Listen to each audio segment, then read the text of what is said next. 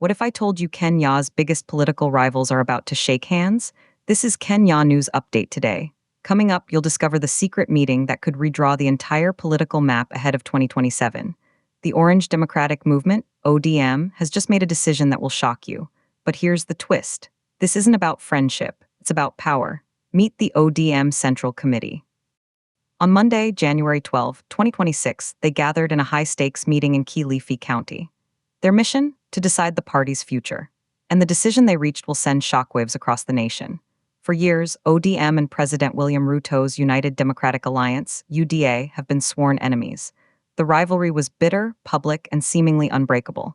But in that room in Kilifi, everything changed. The committee reviewed the party's political, organizational, and strategic position. And then they dropped a bombshell. They resolved to pursue pre-election alliances, and they formally mandated the ODM party leader to do something unprecedented, to initiate structured negotiations with the UDA.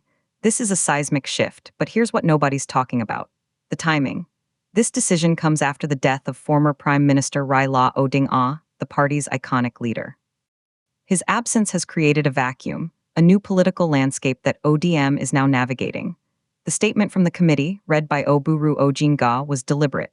The talks are intended to be structured and deliberate, focusing on shared interests and the evolving political landscape rather than ad hoc arrangements. That word, structured, is key. This isn't a backroom deal. This is a calculated political strategy. And then something shocking happened. During the press conference, Oburu was put to task. Why were key names like ODM Secretary General Edwin Sifuna and Deputy Party Leader Godfrey Otsotsi absent? Sifuna is known as one of the fiercest critics of the Kenya Kwanza government. In 2025, he sensationally claimed he would rather walk out of the party than liaise with President William Ruto. His absence spoke volumes. But Oburu played down tensions, clarifying both leaders had apologized and were logistically unable to attend. Here's the part that will blow your mind. Sifuna's stance reportedly softened following Raila Odinga's death. The old guard is gone. A new reality has set in. And ODM is making a brutal, pragmatic calculation. To survive and compete nationally, they might need to talk to their biggest rival. But the journey isn't over. ODM says it will carry out internal consultations with its members across the country. Grassroots views matter.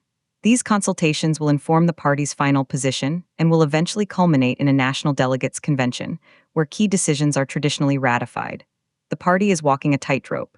Unite with a rival, or risk being left behind? The committee also addressed the party's 10-point agenda, focusing on compensating victims of public protests. Since a court declared the panel of experts unlawful, ODM resolved to channel compensation through the Kenya National Commission on Human Rights. This shows a party trying to solidify its base while reaching out to new allies. The implications are massive. If these negotiations succeed, the 2027 election could be a completely different ball game.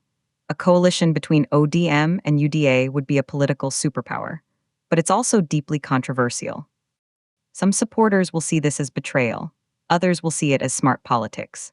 The tension is real. Is this a surrender or a masterstroke? The bigger picture is Kenya's evolving democracy. Alliances shift. Loyalties are tested. The quest for power never sleeps. But one unanswered question hangs in the air. Can a party built on opposition truly partner with the government it was created to oppose? Do you think this is a smart move for ODM or a betrayal of their principles? Drop your take in the comments. Subscribe to Kenya News Update today for more breaking political news.